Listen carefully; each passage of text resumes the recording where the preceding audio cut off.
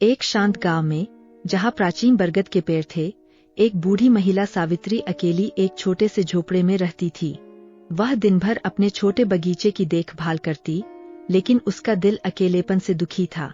उसका कोई परिवार नहीं था और पड़ोसी अपनी जिंदगी में व्यस्त, शायद ही कभी मिलने आते।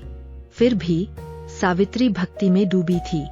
हर सुबह वह एक गेंदे का फूल और गुड़ का एक टुकड़ा लकड़ी के ताक पर रखे भगवान गणेश की छोटी मिट्टी की मूर्ति को चढ़ाती।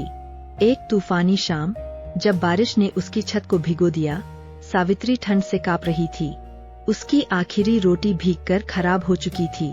उसने गणेश जी की मूर्ति की ओर देखा, जिसकी सूंड हल्की मुड़ी थी, और फुसफुसाई, हे प्रभु, मेरे पास कुछ नहीं, पर मेरा विश्वास तुम्हारे लिए है। कृपया मुझे थोड़ा सुख दो। उसने अपना आखिरी गेंदे का फूल मूर्ति के सामने रखा और भूखे पेट सो गई, जबकि बाहर हवा गरज रही थी। आधी रात को झोपड़े में एक नरम चमक फैली। सावित्री जागी तो देखा, एक हाथी के सिर वाला बालक सुनहरी रेशमी वस्त्रों में उसकी फर्श पर बैठा था। उसकी आंखें गर्मजोशी से चमक रही थीं और हाथों में गर्मागर्म मोदकों की थाली थी, जिसकी मधुर खुशबू हवा में फैल रही थी। अम्मा, उसने मधुर स्वर में कहा, तुम्हारा दिल राजाओं के खजानों से भी अमीर है। खाओ और अपनी चिंताएं भूल जाओ। सावित्री विस्मय से कांपते हुए मोदक स्वीकार किए। वे अब तक के सबसे मीठे थे, जिन्होंने उसे गर्मी और शक्ति दी। गणेश जी मुस्कुराए, तुमने मुझे अपना एकमात्र फूल और गुड़ बिना किसी अपेक्षा के चढ़ाया। तुम्हारी भक्ति के लिए मैं वादा करता हूँ, तुम्हें अब कभी कमी नहीं होगी। उन्होंने बगीचे की ओर इशारा किया, जहाँ तूफान के बावजूद गेंदे के फूल अब चांदनी में चमक रहे थे।